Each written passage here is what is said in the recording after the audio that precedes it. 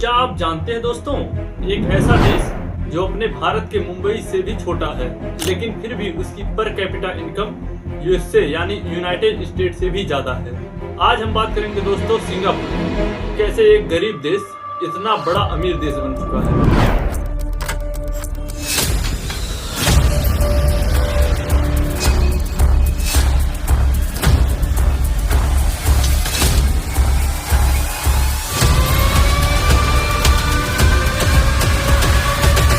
जय हिंद दोस्तों।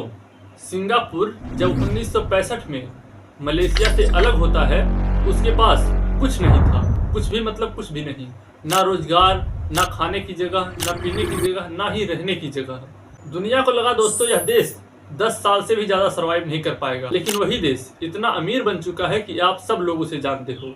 यूएसए की पर कैपिटा इनकम दोस्तों $89,000 है, जबकि सिंगापुर की पर कैपिटा इनकम $1,56,000 है, जो यूएसए से कहीं ज्यादा है। सिंगापुर की सक्सेस का पूरा क्रेडिट उनके पहले पीएम को जाता है, जिनका नाम था ली कुआन ये।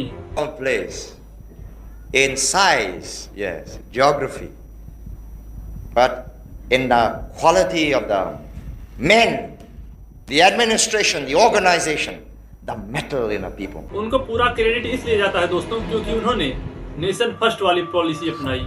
उन्होंने करप्शन के खिलाफ इतने स्ट्रिक्ट लॉ बनाए कि सिंगापुर आज दुनिया के सबसे ईमानदार देशों में से एक है। उनके पास ना ही कोयले की खदान और ना ही तेल की रिसोर्स थी, इसलिए उन्होंने मानवों में इन्वेस्ट किया क्योंकि उनके पास एक वही हथियार था। उन्होंने दुनिया का सबसे बेस्ट एजुकेशन सिस्टम बनाया जिससे उनकी पॉपुलेशन ही उनका हथियार बन सके।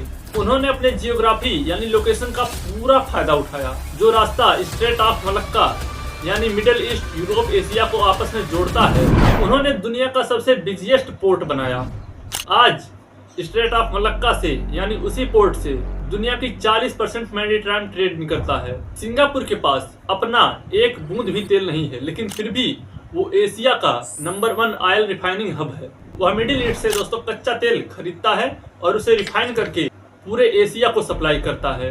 वो रिसोर्स के नहीं दोस्तों, बल्कि प्रोग्रेस के मालिक हैं। यूएसए में बिजनेस शुरू करने में बहुत टाइम लग सकता है, लेकिन सिंगापुर में सिर्फ 3 घंटे में बिजनेस शुरू किया जा सकता है, वो भी रजिस्ट्री करवाकर। यहाँ दोस्तों कॉर्पोरेट टैक्स बहुत कम है, जिसकी वजह से मेटा, गूगल, माइक्रोसॉफ्ट जैसी बड़ी जायंट्स कंपनियां यहीं पे अपना हेडक्वार्टर बनाती हैं। सिंगापुर की पॉलिटिकल स्टेबिलिटी बिजनेसमैन को पूरी सिक्योरिटी की गारंटी देती है, जो दोस्तों सिंगापुर के लिए उसी तरह काम करती है जैसे हमारे शरीर के लिए जीने के लिए ऑक्सीजन। दोस्तों सिंगापुर सिर्फ पैसा कमाता ही नहीं, बल्कि उसे सेव और इन्वेस्ट भी करता है। उनका NIRC net investment returns contribution उनको टैक्स से भी ज्यादा कमाई करके देता है। सिंगापुर ने दिखा दिया दोस्तों कि अमीर बनने के लिए सिर्फ रिसोर्स ही नहीं, बल्कि सही नियत और सही डिसीजन और सही विजन की जरूरत पड़ती है। दोस्तों आपको क्या लगता है कि कोई और देश सिंगापुर की तरह अमीर बन सकता है? कमेंट में जरूर बताएं। मिलता है नेक्स्ट वीडियो में, तब तक के लिए बाय बाय, जय हिंद, वंदे मातरम।